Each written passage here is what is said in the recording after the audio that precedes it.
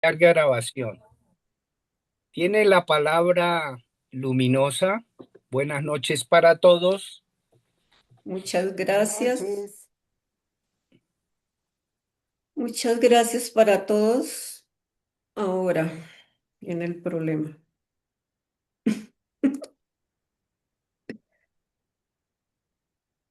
Bueno, vamos empezando mientras ¿qué? Como para, el capítulo de esta noche son las creencias. Entonces, como para hacer el hilo con el tema de la evolución que veníamos trabajando la vez pasada, tenemos que decir que las mentes primitivas reaccionaban como de manera automática, o sea, reaccionaban, eran solo reacciones, estímulo-respuesta, así era su aparato. Reaccionaban a los estímulos del entorno mediante instintos o sencillos comportamientos aprendidos. Esa evolución de los mamíferos superiores, entre la que incluimos los humanos, fue la que provocó un nuevo nivel de conciencia llamado autoconciencia o sencillamente mente consciente. Entonces, antes de la aparición de la mente consciente, las funciones del cerebro animal se ceñían solo a las del subconsciente. Esta nueva mente consciente ya viene a suponer una importante ventaja evolutiva. La evolución dotó a nuestro cerebro de la capacidad de almacenar en la memoria un número incalculable de comportamientos y de creencias. Ya sabemos que como resultado de observar el comportamiento y las creencias de los padres y del entorno, los niños menores de 7 años las almacenan en la memoria subconsciente y las convierten en propias. Cuando los padres desconsiderados o poco afectuosos transmiten mensajes negativos a esos niños pequeños, no llegan a ser conscientes de que semejantes comentarios llegan a ser almacenados en la memoria subconsciente del niño como verdades absolutas. Recordemos también que la suma de los instintos genéticos y las creencias aprendidas de nuestros padres son los que forman la mente subconsciente. Por eso mucha gente se sorprende al descubrir que, yo soy igual a mi madre o yo soy igual a mi papá o a las personas que programaron su mente subconsciente, la abuela, tío, bueno, lo que sea. Sea quien sea el que eduque al niño, ese niño va a influir en la evolución de todos nosotros. Todos nosotros debemos reflexionar sobre el gran impacto de la programación negativa en el futuro de los niños, porque estamos ayudando a dar forma al destino de la civilización humana. Ese concepto está en el libro de la biología de la creencia del hito. Bueno, eso fue ahí como una pequeña introducción mientras logro mirar acá para compartir pantalla. ¿Listo? Compartir.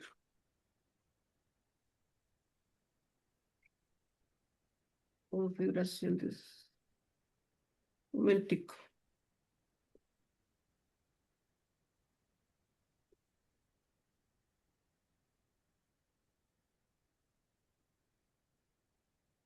Tres. Compartir. Bueno, Perfecto. Ahí estamos en pantalla. estamos empantallados, listos. Sí. Bueno, entonces vamos bueno, yo, como este capítulo era como tan pequeñito, tan reducido, y había visto un video de Corbera sobre las creencias y yo había hecho algunos apuntes. Entre esos apuntes había tomado unas frases. Esas frases las traigo hoy para que hagamos como una especie de conversatorio. Ujú. Entonces, la primera dice, las creencias crean nuestro destino. Es que yo casi no veo aquí porque las veo es a ustedes. Un momentico a ver si logro. Ampliar eso a la Sí, pantalla. Ampliar, ampliar, ampliar acá. Ya. Las creencias crean nuestro, ¿sí? Sí, Crean perfecto. nuestro destino y en cada momento de nuestra vida estamos creando el instante siguiente. Entonces, la idea es que podemos empezar por recordar la definición de creencia que da Corbera y que da Bruce Lipton, teniendo en cuenta que Corbera se remite constantemente a Lipton, ¿cierto? Y en lo Sí. posible establezcamos las diferencias. Después hacemos esta segunda partecita, esta otra. Entonces, el que quiera empezar, bien pueda. No me toca. ¿Ah? A mí me llama, es decir, buenas noches, que llegué un poquito tarde, pero ya estoy aquí. Hola, La, Valeria. Buenas noches. el comentario, buenas noches, de las creencias crean nuestro destino y en cada momento de nuestra vida estamos creando el instante siguiente. Yo creo que esa es de las cosas más potentes, pero también en el fondo es todo un proceso asumirlo, porque le toca a uno dejar totalmente el esquema de víctima, ¿no? Fue que el mundo, Dios, el karma, hemos dicho, todo tiene que ver con lo que me pasa menos yo, ¿no? Entonces, Sí. me parece que es muy, muy, muy empoderante, pero a la vez muy fuerte ese punto de saberse uno que no tiene dónde esconderse, ¿no? Si uno asume eso que dice ahí, no hay escondedero. Le toca a uno poner el pecho y asumir dónde está, así no le gusta reconocer que uno está ahí por decisiones de uno basadas en lo que uno cree. Esa sería una de las primeras cosas que a mí me llaman la atención de ese planteamiento. Ujú.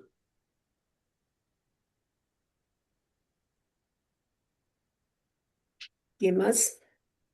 Sí,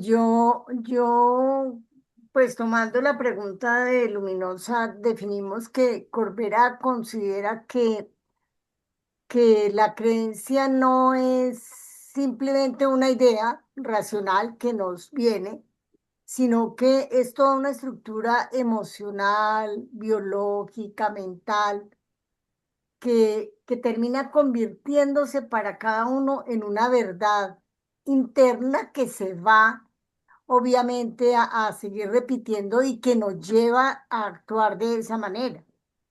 Y en ese orden de ideas, acorde con lo que está planteando Valiente, precisamente también lo que nos plantea Corbera es, bueno, la labor es que nosotros revisemos esas creencias para que, como dice Valiente, nos empoderemos. Para mí es como que nos responsabilicemos de generar un cambio en nuestra vida, porque en alguna parte él dice que uno de los mensajes más fuertes que tiene precisamente este capítulo para mí es, como dice Valiente, dejar de ser víctima, y para dejar de ser víctima nos toca cambiar la creencia para cambiar la manera de vivir nuestra propia realidad. Sí, Eh, Eso es lo que yo entendí. A mí me pareció interesantísimo este capítulo. sí, es Eh, súper. ¿Puedo complementar algo de lo que dijo Tara y dijo Valiente? Valiente. Sí, señor, claro. La creencia es un mandato y los mandatos se cumplen porque se cumplen. ¿Y cuando dejan de ser mandato? Cuando uno tome conciencia de que ese mandato le está haciendo daño a uno y tiene que cambiarlo. En el momento en que uno tome conciencia, puede pasar dos cosas. Sigue repitiendo las cosas, significa de que pudo que instantáneamente haya tomado conciencia en un momento dado, pero no buscó el mecanismo de cambiar esa creencia por otra. Porque si uno no cambia la creencia a nivel del subconsciente, no va a funcionar. El nivel subconsciente primero parte del consciente, cuando uno se da cuenta que es la conciencia, y en segundo lugar, tener que implantar una nueva creencia para que eso se dé el cambio. Si no hay una nueva creencia, no hay el cambio. Así es. ¿Alguien más?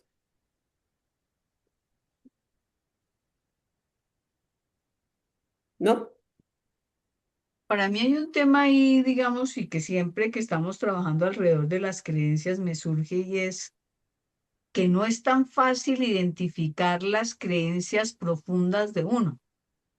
Sí, o sea, ese como que me parece a mí uno de los retos más grandes, por lo menos para mí, ¿no? O sea, como que hay unas creencias que uno sabe que las tiene, pero esas creencias que están más en el inconsciente y que llevan a que uno quiera ir para acá y termine yendo para allá, esas son las que a mí me parece que son más difíciles de ubicar, ¿no? Que me parece que ese es el reto más grande, ubicar esas creencias que no me permiten esa coherencia, ¿no? Ujú. Lo que conscientemente quiero y poder caminar derechito allá, ¿no? Sino que empieza uno a dar tantas vueltas que pues tiene que haber algo aquí atrás que está jalando para que uno no se mueva, ¿no? Y identificar esas a mí me ha parecido siempre como que si yo lo lograra, mejor dicho, la saca uno del estadio. Ujú. Así es. Bueno, y entonces, ¿cuál sería como la diferencia entre el uno y el otro? Entre lo que entiende Lipton. Corbera y lo que entiende Lipton en la afirmación, en la definición de la creencia. Sí, ustedes son unos duros en creencias. Ellos tienen una pequeña diferencia en el enfoque. Es que nos repites cuál es la diferencia en el enfoque que dice entre, Entre Corbera y Lipton. sí, ¿Sí la recuerdan? Pues yo por lo menos, digamos, de lo que recuerdo de Lipton, Sí. pues Lipton de todas maneras lo coloca mucho, pues de cómo las creencias afectan totalmente la biología, ¿sí? O sea, pues al fin y al cabo es biólogo.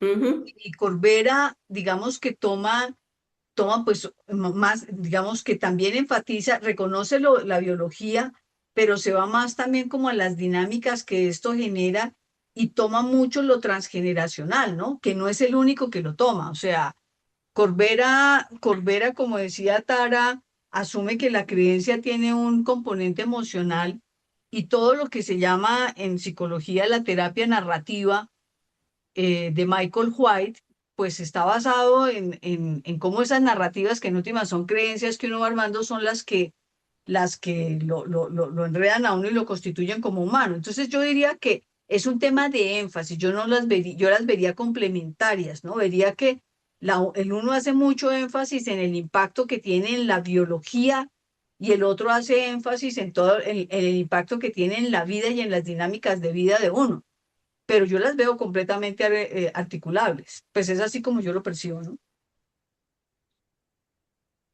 Tara. Yo pienso que Corbera le da muchísima importancia a la parte inconsciente.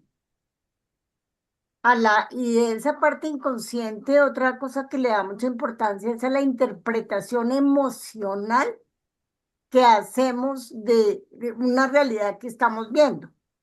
Obviamente, con todas el énfasis que hace en lo biológico y en lo emocional.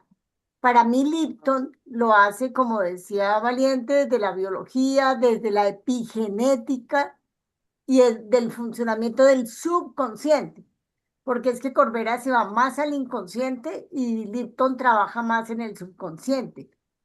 En ambos creo yo que tiene influencia el medio ambiente, el medio ambiente, cómo influye en nosotros. Y alguien decía por ahí que el medio ambiente es más fuerte que nuestra propia voluntad, pero para mí esas son las diferencias básicas.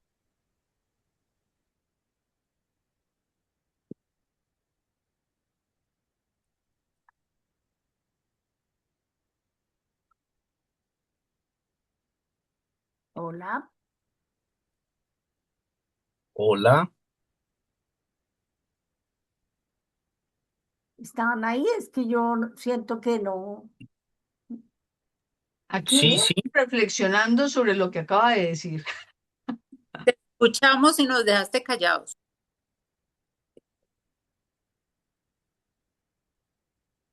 Ya.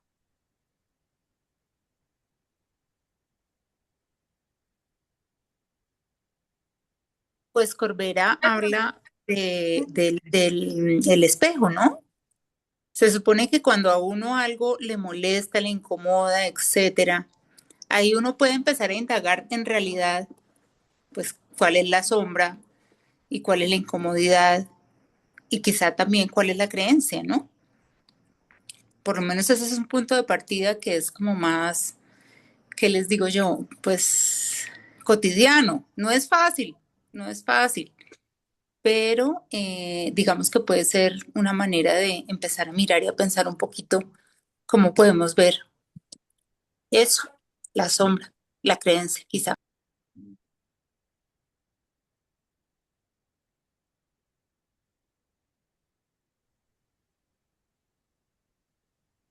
No tiene audio, Luminosa. Hacerlo solo. Ah, no. Ya. ¿Qué? Como para ir concluyendo, entonces digamos que los dos tienen como lenguajes diferentes, pero coinciden en la idea central, es que las creencias impactan en la manera en que vivimos. El uno, mm, pues Corbera profundiza más en que las creencias moldean la percepción y la experiencia emocional, como dijo tal. Y ambos pues miran hacia la biología, pero Corbera le pone como más énfasis en el efecto que tiene la conciencia y la interpretación de la realidad, ¿cierto? En las creencias. ¿Sí? Ajá. ¿Lo dije enredado? No, está bien. Es- Bueno, la... Perdón, yo quisiera añadir a lo que dices Sí, que es como si la pregunta fundamental de cada uno fuera, por ejemplo, en Lipton, es la importancia de cómo se cambia esta programación inconsciente. Y en Corbera es cuál es el sentido del conflicto, ¿sí? Es como, cómo reprogramarse sería sí, para Lipton y para Corbera es como tomar conciencia de que el conflicto me está mostrando eh, algo que es importante cambiar, como él habla del proyecto sentido, ¿no? Para resignificar esa sí, situación y transformarla y sanar. sí. Es como ¿la qué? El complemento, ¿sí? Como un complemento a lo que dijeron los compañeros. Bueno, entonces ahora, si ustedes vuelven a leer la frase, esta frase tiene como dos partes, ¿cierto? Dice, las creencias crean nuestro destino y en cada momento de nuestra vida estamos creando el instante siguiente. Entonces, ahí, ¿qué piensan?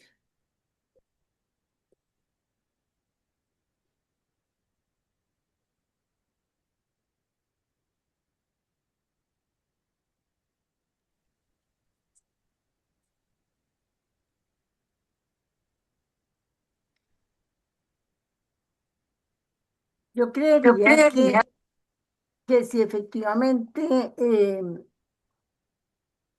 mm, si efectivamente nosotros estamos viendo, estamos interpretando una realidad y esa realidad nos lleva a estar convencidos que es lo que hace que funcionemos de esa manera, pues vamos a estar repitiendo el patrón, como dice Neo, el mandato que tenemos puesto, que lo llamamos creencia. Sí. Y eso, pues hasta que no rompamos con eso y hagamos conciencia, pues lo vamos a seguir repitiendo. Entonces, obviamente es el instante siguiente, es Ujú. lo que yo entiendo de la frase. Sí,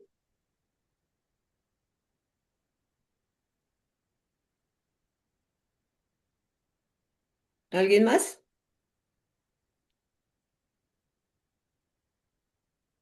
Mm. Yo pienso que en la medida en que podemos ser conscientes de de nuestras propias creencias, podemos como darle opciones a, a lo que conforma nuestra identidad, ¿sí? Como a transformar nuestra identidad, pero también nuestra realidad, como esa interacción con el mundo, con el otro. Ujú. Entonces, es como si abriese posibilidades. Dejamos como un espacio abierto, un espacio libre. Es como cuando hacemos limpieza en el apartamento o en la casa, dejamos una habitación libre que permite que que empecemos a pensar en cantidades de posibilidades para transformar nuestra casa o esa habitación y darle de pronto vitalidad, una nueva vitalidad a la casa. Si pongo un estudio, pongo un salón de música, alquilo la habitación, o sea, es como ese espacio que permite construirnos o reconstruirnos o resignificar nuestra identidad y nuestra propia realidad. Sí. ¿Alguien más? Eh, Muchas gracias. yo quiero poner un ejemplo Sí, de señor. esto. Ante un estímulo existe una respuesta. Sí. Hay dos formas, una reaccionando y otra respondiendo. La reacción es inconsciente, o Sí. sea, ahí aparece la creencia. Y la respuesta es consciente. Para Ujú. eso se necesita autoconocimiento, autocontrol, elaborar la respuesta, pasarla por el filtro de los valores personales, tomar una voluntad de decisión y acción. Todo ese proceso se llama proactividad. Ujú. Si nosotros fuéramos capaces de, en cada instante, ante los estímulos, nosotros hacer una respuesta, pues realmente ese sería un triunfo en la vida tremendo. Pero como el 95% de nuestros pensamientos son subconscientes, eso nos arrastra a ir a la reacción e ir a la creencia. Entonces, yo creo que una de los trabajos que debemos hacer a fondo es tener la autoconciencia y el autoconocimiento y hacer todo el proceso de proactividad para verdaderamente ir haciendo un cambio, porque el cambio se hace es por otra creencia. Esa creencia crea un nuevo hábito de respuesta ante una circunstancia que, que uno tiene que resolver en la vida. A mí me parece eso, no sé qué opinen ustedes.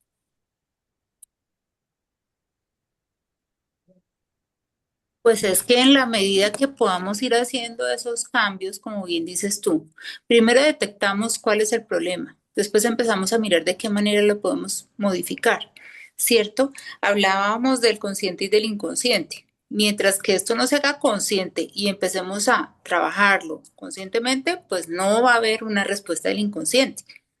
Entonces, evidentemente, pues es un proceso, ¿sí? Y es muy importante tanto determinar cuál es la situación, como ver de qué manera lo vamos a trabajar. Entonces, en este caso, pienso que las dos teorías son válidas y se apoyan entre ellas, ¿no? La observación, pero también el proceso. Sin descuidar al observador consciente, ¿no?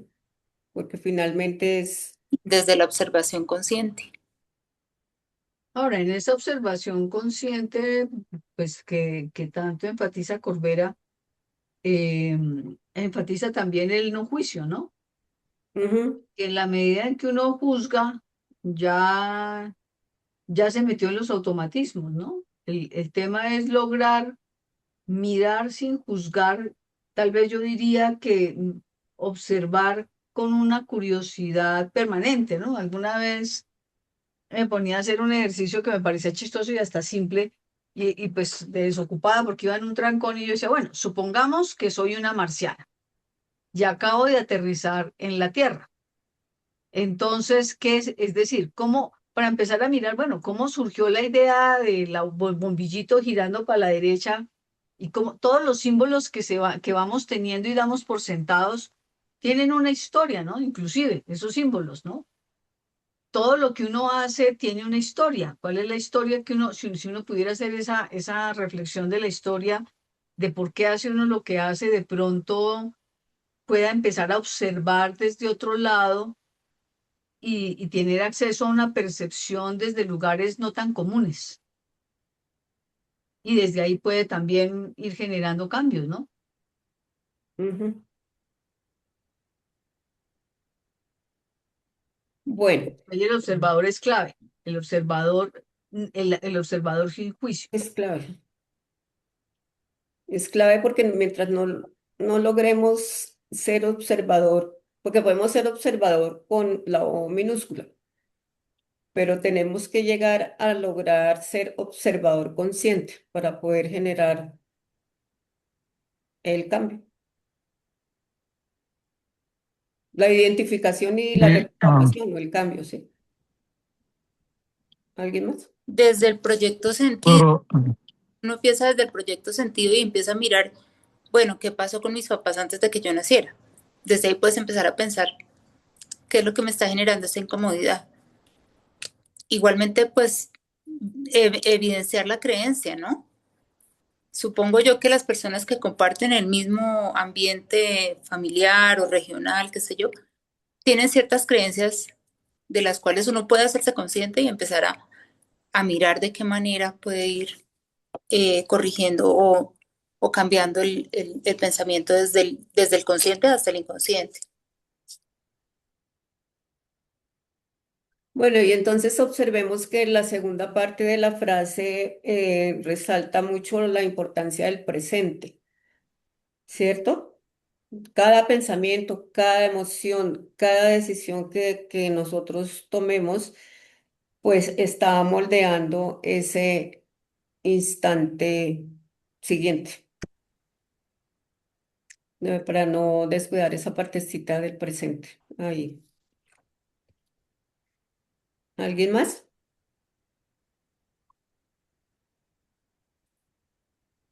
No, no, Creo que Yo Richard iba estaba, a decir algo. de cero. gracias. Estaba pensando cómo de pronto mi observador consciente, ¿qué tan consciente es mi observador consciente? Ujú. ¿Cómo sé yo qué tan consciente estoy siendo de esa capacidad de observarme a mí misma? Y pensaba qué importante que haya un otro que me observa, que observa a mi observador consciente, Ujú. porque el mío puede ser distinto al de otra persona frente a una misma situación o frente a una situación que yo misma estoy poniendo sobre la mesa para ser para ser mirada. Y allí para mí cobra importancia el proceso terapéutico, ¿sí? Qué importante es poderse mirar a uno mismo, pero también que haya un otro que me mira y podemos establecer una conversación sobre lo que está viendo, porque lo que está viendo de pronto es distinto a lo que yo soy capaz de ver de mí misma. Ujú. Pero es que acuérdese que ahí él tiene muy en cuenta la percepción, ¿no? Por lo mismo, Entonces, lo que yo señora, digo en ese sentido, digamos, de lo que dice Reverdecer, precisamente en la medida en que yo logro conversar o confrontarme con un otro, puedo ver cómo mi percepción es distinta a la de ese otro y la interpelación que hace la percepción del otro me ayuda a ampliar mi marco de percepción. sí.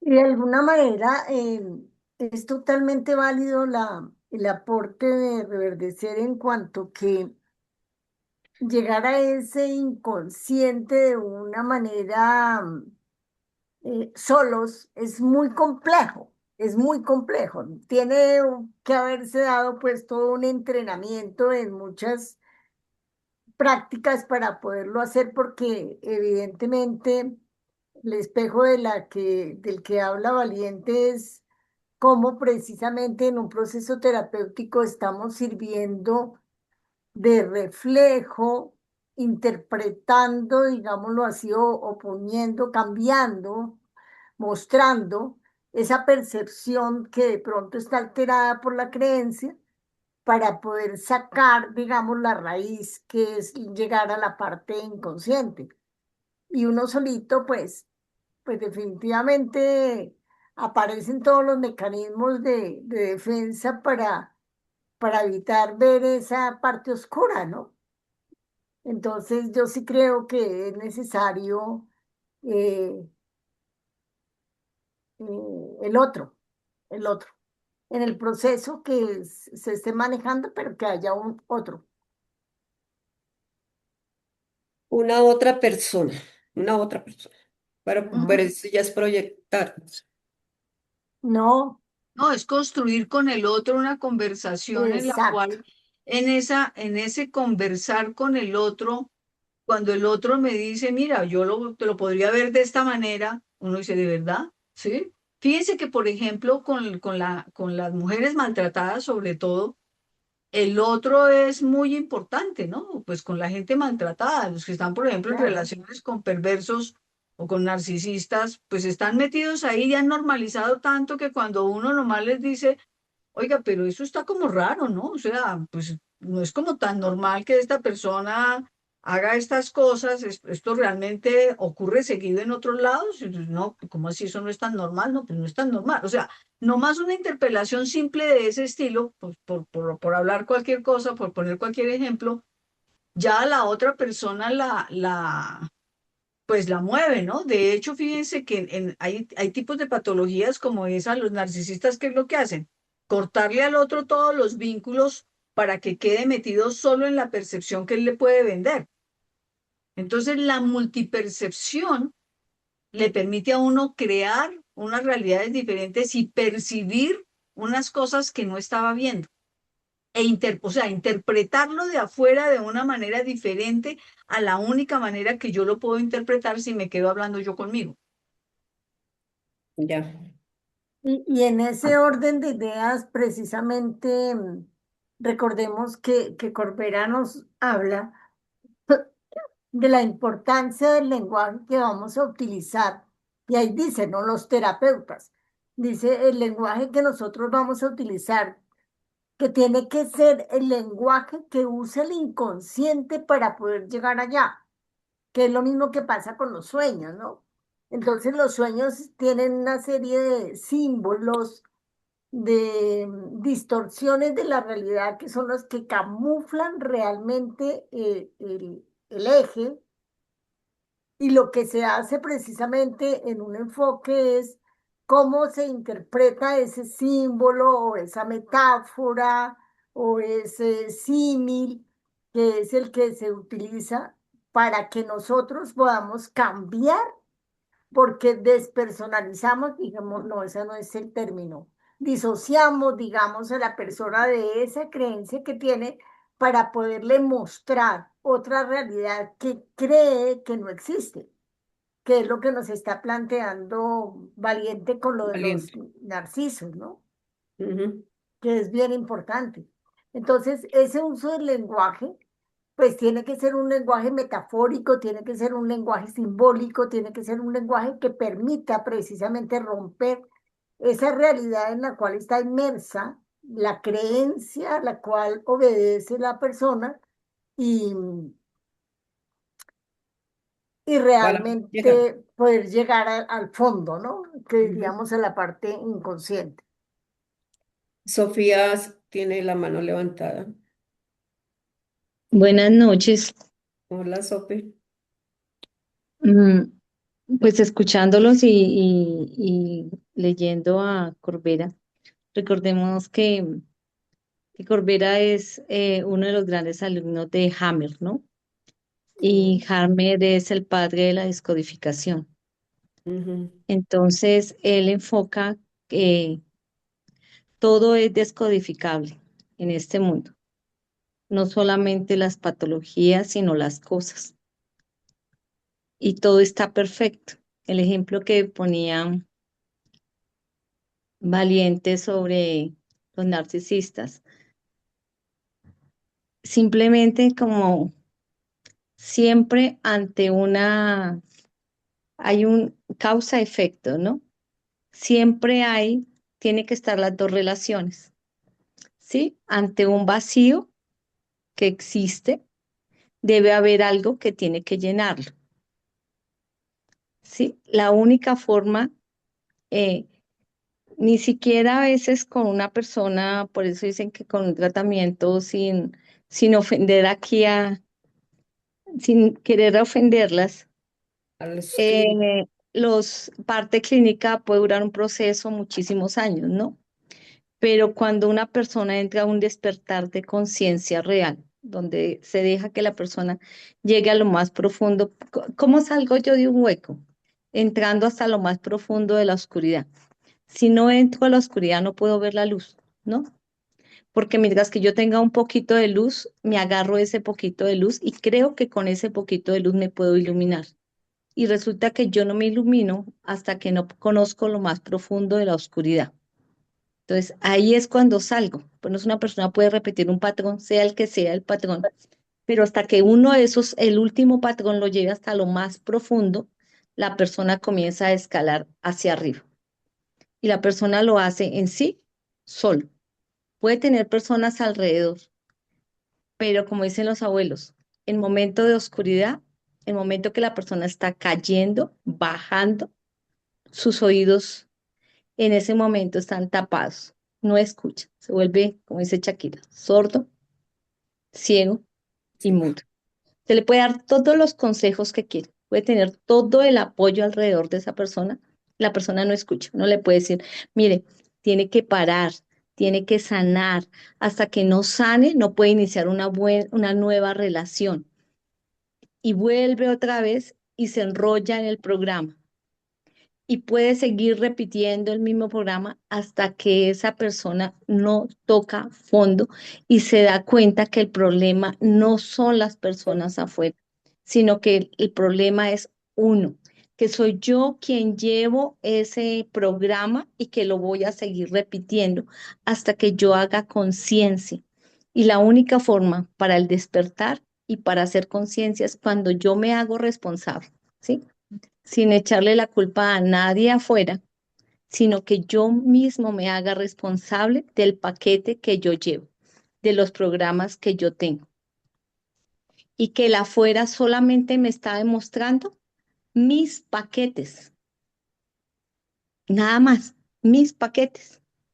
Hasta uno mismo cuando llega donde una persona que lo va a ayudar, para que esta persona lo ayude a sacar, es porque esta persona también tiene los paquetes. ¿Me hago entender? Es como un proceso parecido al del drogadicto. Si Es- una persona llega con una drogadicción, ¿qué es una drogadicción? Es una adicción. Ujú.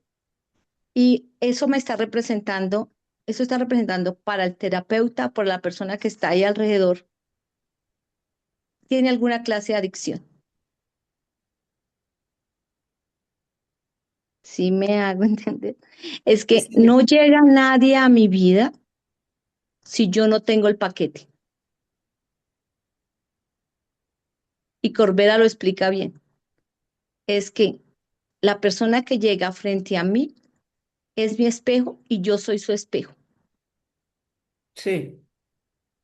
Entonces, no podemos decir desde el momento que una persona, sí, se ¿Por qué no lo necesita, ponemos en ejemplos prácticos, Sofía? Por ejemplo, en caso de una violación, ¿cómo aplicas tú eso que estás diciendo?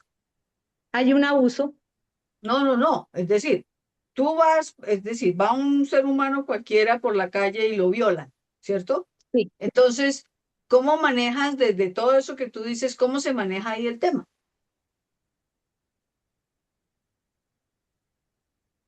definitivamente, que he visto y se lo digo desde constelaciones.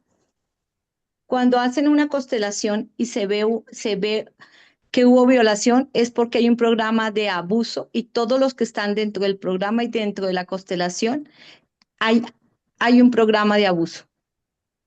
Entonces, puede ser, si hay una violación, es porque están las dos caras de la moneda. Existe el abusador y existe la persona que le tiene miedo al abuso, a la violación.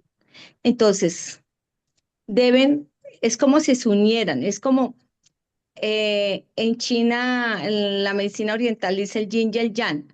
Uno complementa al otro, el otro tiene que tener miedo y el otro viene a cumplir el plan de vida del miedo que tiene el otro. No existe el uno sin el otro. Los dos son un complemento, aunque suene cruel, aunque suene de la peor forma, pero se necesita. Si una persona no le tiene miedo a este tema, jamás va a llegar el abuso. Nunca. El abuso llega porque uno tiene miedo, porque tiene miedo a que le hagan daño. Y si no hay miedo, no llega. Difícil, ¿no? Y en Difícil. constelaciones familiares, cuando hacen la constelación, uno va a mirar que alguien del clan, si uno fue abusado, alguien del clan de uno abusó o uno en otra vida abusó. Por tanto, en este plano, en esta vida, en esta que le corresponde a uno, el plan viene para que exista un abuso. Pero o sea que entonces sería un poco partir de que se funciona con la ley del talión, del Ujú. Antiguo Testamento de los católicos. Ojo por ojo, diente por diente. Yo pensaría que Pues sí, se produce un poco lo de ley de la atracción, más bien, si existe el temor, sí. de Al, pronto al, al miedo, lo que temes, eso te llegará. Es que aquello que tenemos, si tememos a que nos va a pasar un accidente, el accidente va a pasar. Si Pero tememos a realmente que le esto algo es le... toda, es decir, si para, digamos, miramos eso, si cada uno lo mira en este momento, todas las cosas a las que le ha tenido miedo en la vida le han pasado. Digamos, si cada uno hace en este momento ese examen de conciencia, absolutamente todo lo que han tenido miedo les ha pasado, o hay cosas a las que le han tenido miedo y nunca les ha pasado. pero es que el miedo puede ser infundido, no necesariamente que le hayan pasado. No, no, no, pero es que el planteamiento es que te ocurre todo lo que tú le tengas miedo. Entonces mi pregunta va a si realmente todo lo que uno ha tenido miedo le ha pasado. Pero por ejemplo, Esmeralda, que nos tenemos miedos, perdón, valiente, tenemos miedos em, comunes, miedo al abandono, y cada persona en la vida tendrá como situaciones que le activan ese miedo al abandono. Sí, así No, es. no creo que sea miedo a la muerte.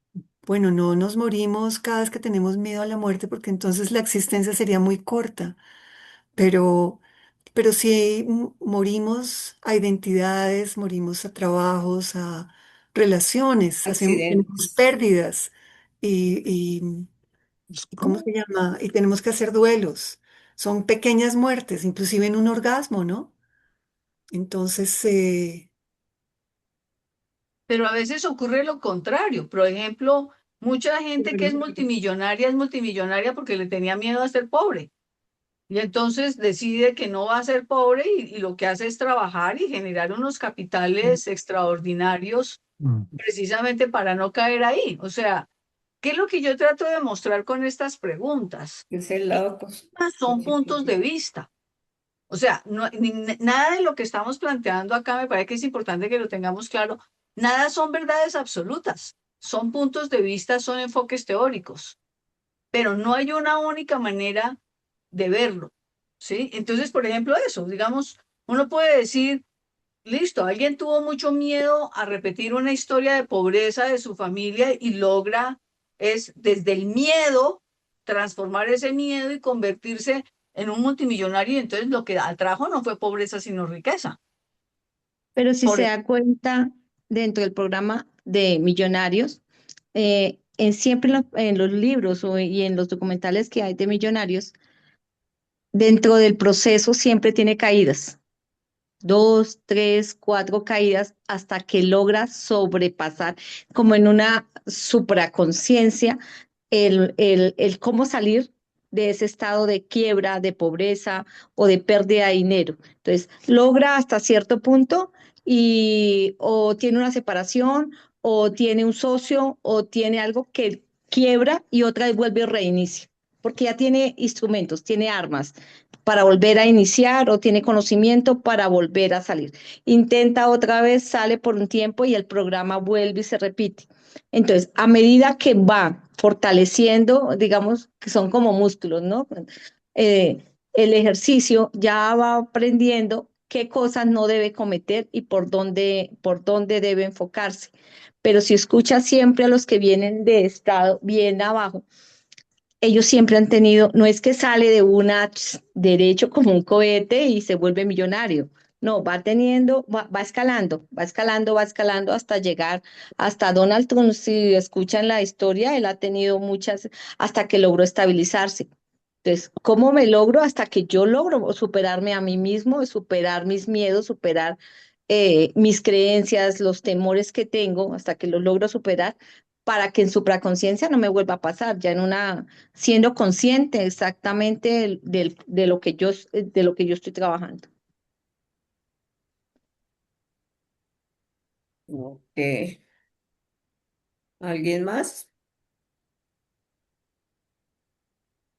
Bueno, Pues entonces, para mí Richard, estos temas siempre han sido complejos y me han generado con un poco de contrariedades, porque lo que decías ahorita de que ya como que está todo programado y que es inevitable o alguna cosa, entonces como que le está quitando responsabilidad a la prevención, o porque posibilidad. hay ciertos temores y, y esos temores algunas veces, o depende cómo se maneje esa situación, puede mejorar uno la parte preventiva y uno la elimina. Y lo otro es que escuchando a Mari en Cardona, una paisa, que ella maneja mucho lo de las herencias, o sea que sobre todo que pongamos que mi vida, mi situación depende mucho de la abuela por parte de la madre, o sea, entonces como que hay un enlace ahí y que cierto destino uno lo puede coger, pero o le puede heredar. Entonces ella dice que hay unos trabajos que se hacen para desligarse de ese nexo, o eso lo llaman a veces las lealtades, que si mi padre tuvo una enfermedad y yo por lealtad voy a casi a heredarla, pero que usted puede cortar con eso. Entonces eso forma como una cuestión preventiva de que algo que yo de pronto, digamos, una mala suerte que yo pueda correr, puedo trabajarla para que no me ocurra. Es que yo ese tema hace rato no lo escuchaba bien.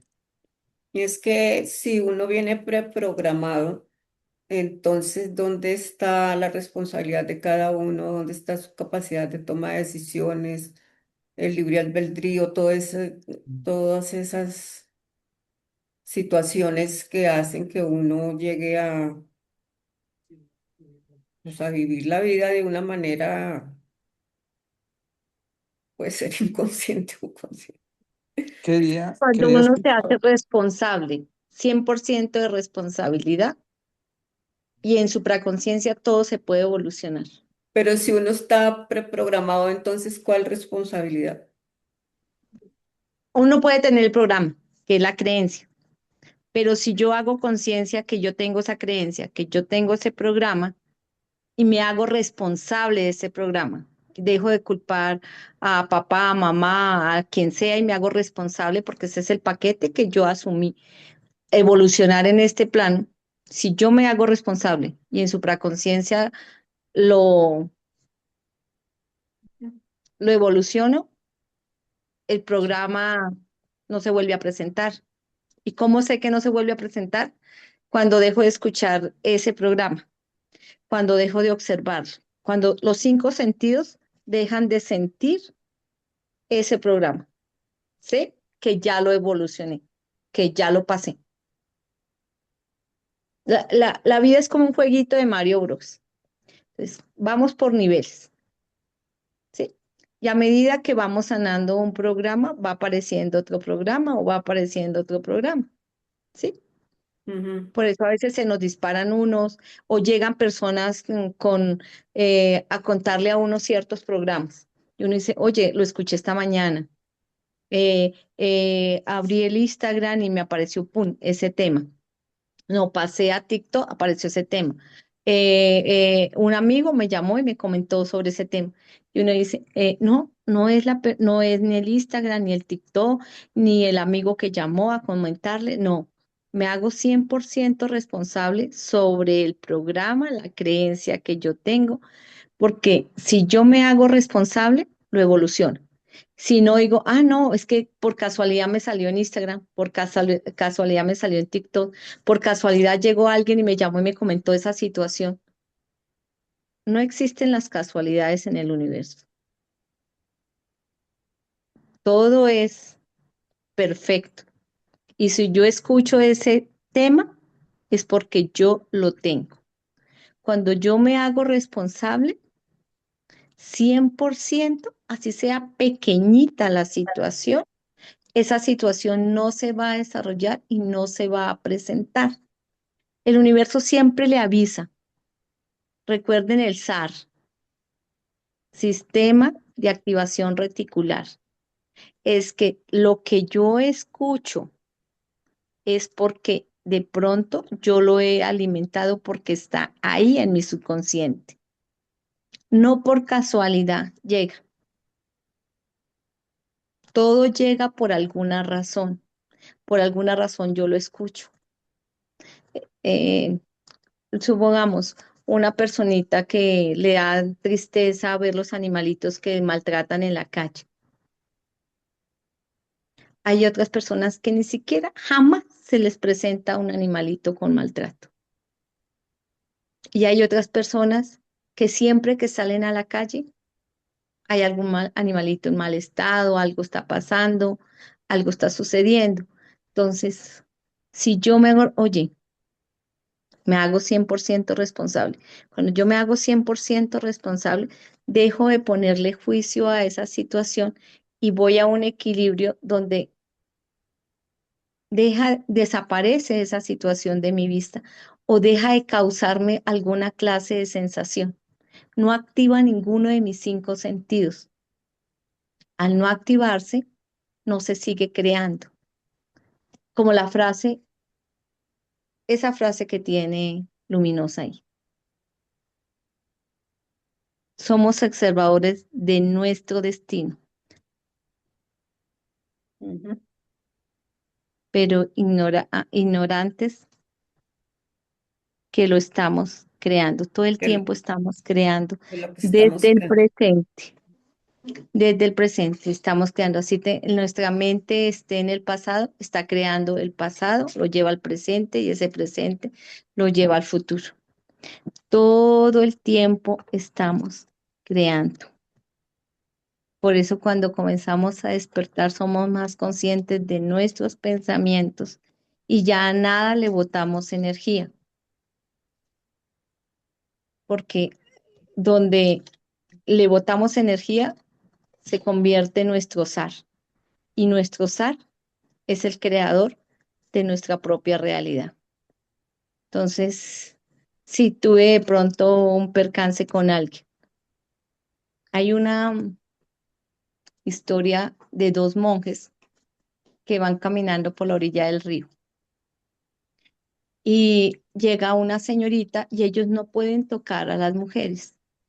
Entonces, uno de los monjes decide alzarla y pasarla porque la señorita necesitaba pasar al otro lado del río.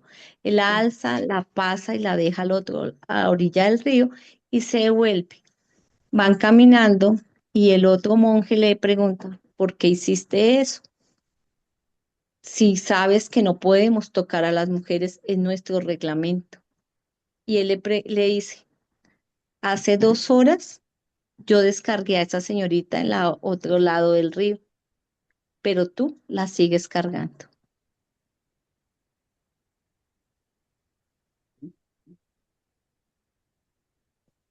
Gracias, Sofía. Bueno, yo creo que para ya como concluir esta frase, podemos decir que la frase nos invita como a un despertar interior, ¿cierto?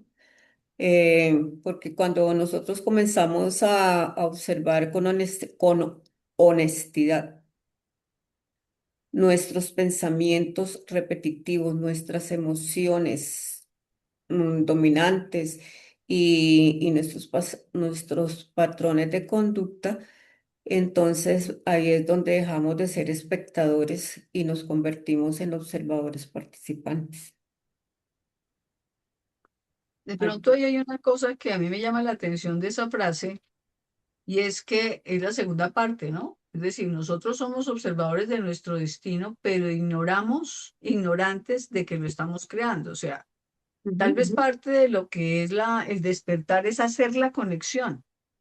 O sea, ¿en qué sentido? De que somos observadores de nuestro destino, casi que yo diría, y así seamos ignorantes de que lo estamos creando, lo estamos creando. El tema es que uno lo va a crear, siempre lo está creando, con conciencia o sin conciencia, siempre lo está creando. Siempre lo está creando, sí. Entonces, es decir, y pienso que parte del ser consciente lo que hace es ponerlo a uno más claramente, ahí sí que vuelve y juega, en conciencia de lo que plantea la física cuántica, que es que el universo es un universo de múltiples posibilidades. O sea, el universo no es desde esa teoría un universo lineal, sino que hay una figura que a mí me parece muy interesante en relación con eso. Digamos que lo ponen como que tú estás en una cancha de básquetbol y tú empiezas a pivotear la bola en la mitad de la cancha o digamos en el centro de la cancha al lado de la cesta.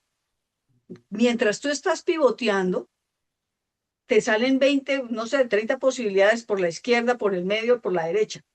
En el momento en que tú ya empiezas a pivotear la bola hacia la derecha, desaparecen unas posibilidades, pues porque ya no las tomaste, pero surgen otras que se empiezan a gestar. Entonces, si uno logra estar consciente, se abren muchísimas posibilidades, o sea, no una única posibilidad, sino es un océano de posibilidades que cada una se va abriendo de acuerdo a cada movimiento que uno va dando, le va abriendo miles de posibilidades o cientos de posibilidades, que al dar el siguiente paso se cierran unas y se abren otras, ¿no? Pero uno igual las está ejecutando consciente o inconscientemente, ¿no? Que es lo que le pasa, por ejemplo, al que se arruina y dice, ay, no, es que tan de malas me arruiné. No, pues cuáles fueron las decisiones que tomó para arruinarse. ¿sí? Pero es decir, lo estoy construyendo y el tema es que logre darme cuenta que aunque no me dé cuenta, la estoy construyendo. Pensaría yo que precisamente la invitación es a unir las dos líneas, ¿no?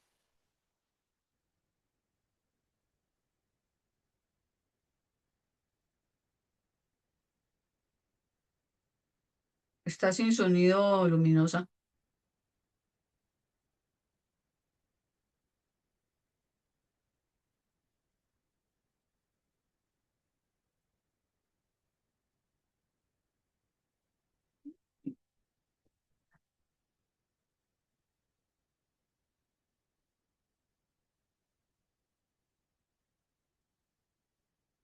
¿Se congeló?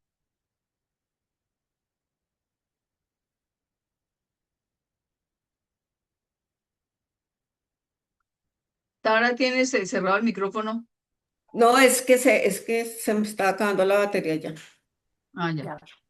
Ya la conecté. Ah, bueno. Entonces, ¿les parece si pasamos a la tercera frase que tengo? Ujú. Bueno, compartir las experiencias. Quedan 15 minutos. Ah, carachas.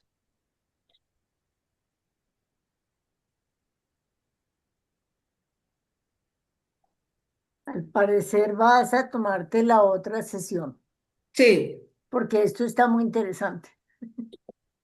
Buenísimo. toca la otra sesión, Sí. porque además vamos a hacer un ejercicio.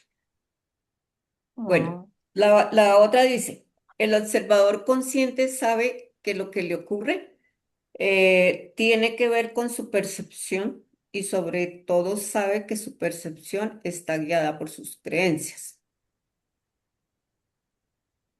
Entonces aquí la idea es que, o la propuesta, es que hablemos de la relación entre la percepción, creencias, conciencia, libre albedrío.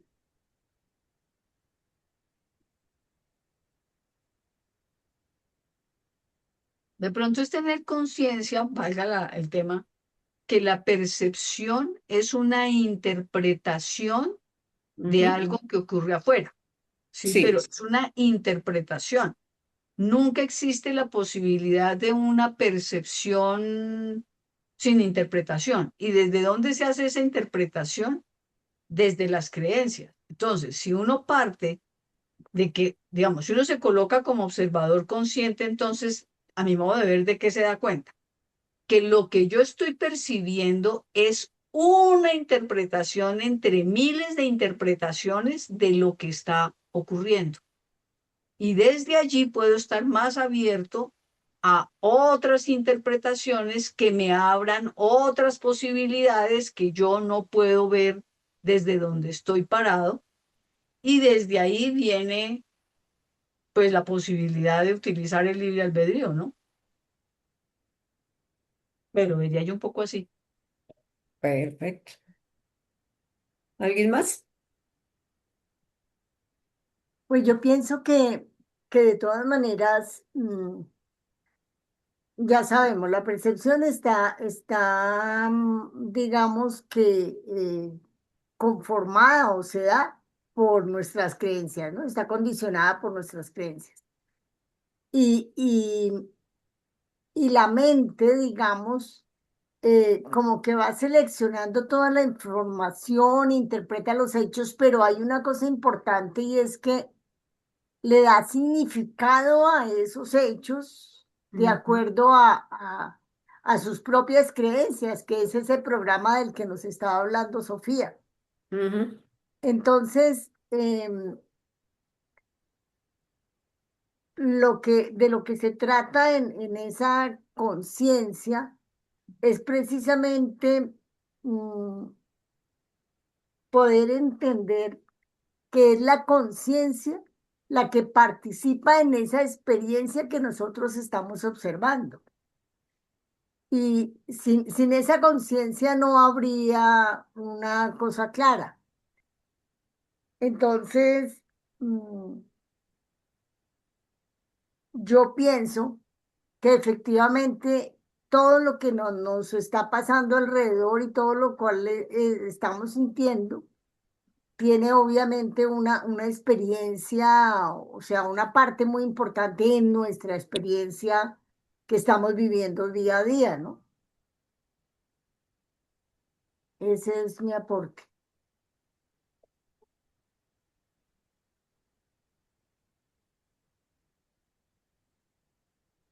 ¿Alguien más? De Sí, pronto, sí, dale. Señor. realmente la percepción está, ¿cómo hacemos la percepción? A través de los sentidos. Ujú. Los sentidos nos dan una posibilidad de acuerdo al sistema reticular activador ascendente. Es ese marco de referencia que hablaba Sofía, porque ahí está filtrada la información.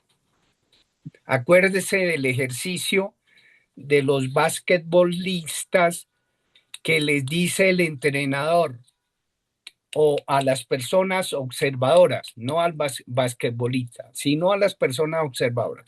Fíjese cuántos pases hacen entre el equipo, ¿sí?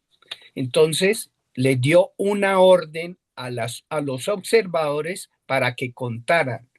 Y en medio del partido pasó un, ¿cómo se llama? Gorila. Un gorila. Y les preguntaron después, ¿qué vieron? No vieron al gorila Ujú. porque no estaba dentro el sistema reticular activador. Le dieron fue la orden de contar las jugadas y desapareció los otros estímulos externos y no vieron eso. Entonces la percepción está dada. ¿Por qué? Las creencias son órdenes, mandatos, ¿sí? Entonces, ¿qué es lo que hace la conciencia? Hacer conciencia de esa percepción, hacer conciencia de esas creencias para tomar una decisión que se llama el libre albedrío. De acuerdo a eso, podemos verdaderamente nosotros decir, tomamos una respuesta adecuada porque tuvimos conciencia que lo que yo estaba pensando y percibiendo es esto, pero no me parece adecuado para responder de la manera que instintivamente quería responder, sino de una manera más racional, y ahí aparece el libre albedrío. Mm, La percepción es subjetiva, Sí, claro, Claro, totalmente subjetiva. Pero también totalmente es total. cultural. Señora, Pero también es cultural, porque fíjense que la percepción lógico. se educa desde que uno, mejor dicho, la percepción tiene una parte biológica que hace que la forma de nuestros ojos, como decía Maturana, uno pueda ver de una manera diferente a como vería una araña y desde ahí es como uno articula las cosas. Pero, por ejemplo, uno al bebé le muestra un pocillo y le dice, esto es un pocillo, y entonces va entrando dentro de los códigos de la cultura para interpretar ciertos estímulos, ¿sí? Desde los estímulos objetivos como, digamos, objetables como un esfero, que lo llaman esfero por un acuerdo consensuado, hasta ya, digamos, lo que son, pues, las experiencias, ¿no?